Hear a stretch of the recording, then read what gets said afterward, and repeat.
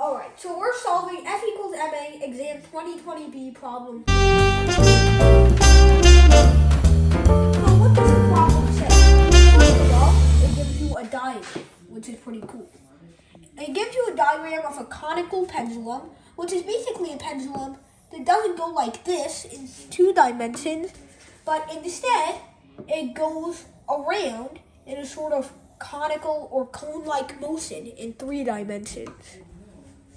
So, as it's spinning around, its orbit has a radius r, and its string has a length d. It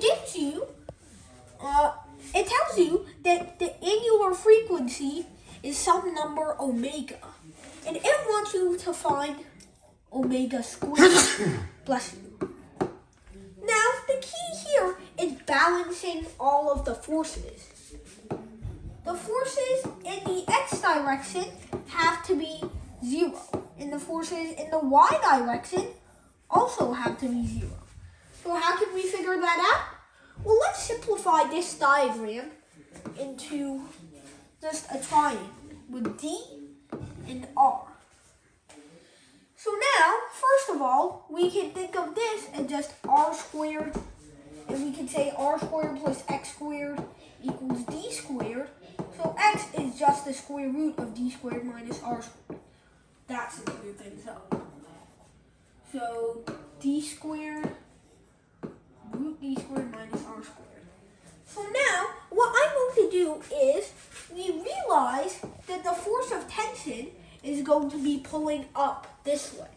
And we realize that the force of gravity is going to be pulling down this way. And finally, we realize there has to be some sort of centripetal force, bringing it all together. So, the thing is, what we're going to ask is, how can sigma fx be 0? And how can sigma fy be equal to 0? Well, this part should be pretty easy. How can we find ftx? Because we want ftx plus fc to be 0. So how do we find ftx? And remember, fc is just an imaginary force. It's an illusion. So, ftx is just going to be ft cosine theta. And what is this theta? Well, this theta is the same as this theta right inside here. Now, how do we find cosine of this theta? Well, cosine theta is going to be adjacent, which is r, over hypotenuse, which is d.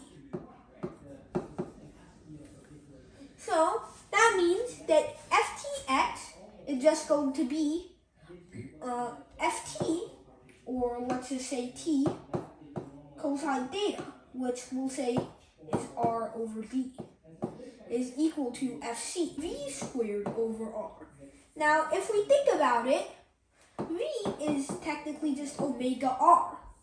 So v squared can be simplified or expanded into omega squared r squared. Thus, tr over d becomes m omega squared r, and t becomes m omega squared d. But we're not trying to find t. We're trying to find omega squared. So let's keep moving. So, the second thing we're going to do is try to balance out fy. So, that means that fty plus fg has got to be equal to 0. So now, don't fall asleep. So, fty is just going to be ft sine theta. And what is sine theta? Well, it's just going to be opposite, which is root d squared minus r squared over hypotenuse, which is d. So, sine theta is going to be, well, let's see, how can I express this? Where sine theta is equal to root d squared minus r squared over d is equal to fg. which is just mg. It's that simple. So let's write ft as just t to be a little consistent, because I wrote it as t over there. So t sine theta equals mg. So t root d squared minus r squared over d equals mg. That means t is mgd over root d squared minus r squared. And now all we have to do is combine these two. We set these equal to each other, which leaves us with the equation m omega squared d equals mgd over root d squared minus r squared. And now we just cancel the md off of both sides and find that omega squared is g over root d squared minus r squared.